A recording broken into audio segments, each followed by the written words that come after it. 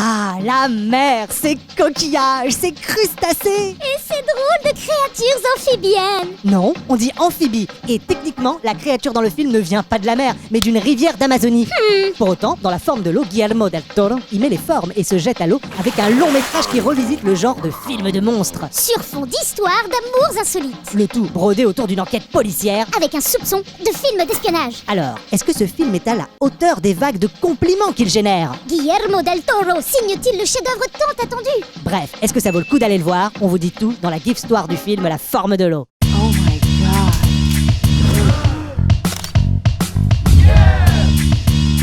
La forme de l'eau, c'est l'histoire d'une petite main travaillant à l'entretien dans un complexe gouvernemental ultra secret en pleine guerre froide. Elisa Esposito, c'est son nom, est muette comme une carpe et vit une existence carpe diem, se satisfaisant de sa routine quotidienne, se complaisant dans une vie à la régularité de métronome entouré de quelques amis fidèles. Pourtant, tout bascule quand Strickland, agent gouvernemental en mission, débarque avec une créature aquatique mystérieuse, dernière de son espèce, capturée dans une rivière d'Amazonie. Pour ce personnage noir, obtus et brut, cet atout pourrait bien lui permettre de gravir les échelons. Et son état-major tient peut-être quant à lui un moyen de gagner la course à la conquête spatiale.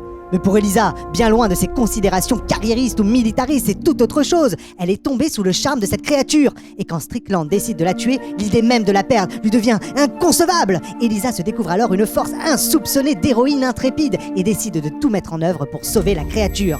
Alors, est-ce que ça vaut le coup d'aller le voir? Sally Hawkins, dans le rôle d'Elisa, nous livre une superbe prestation avec une palette d'émotions incroyable, le tout sans jamais prononcer un mot. Michael Shannon glaçant dans le rôle de cet agent brutal, sadique et intolérant. L'agent Strickland. Oui, et Doug Jones, lui, est méconnaissable dans celui de la créature.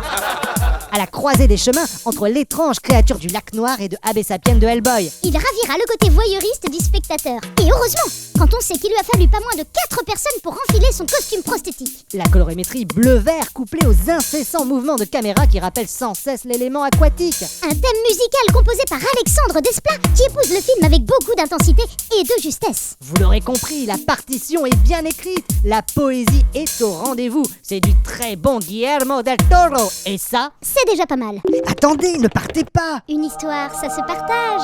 Mettez-nous un pouce. Ou un commentaire.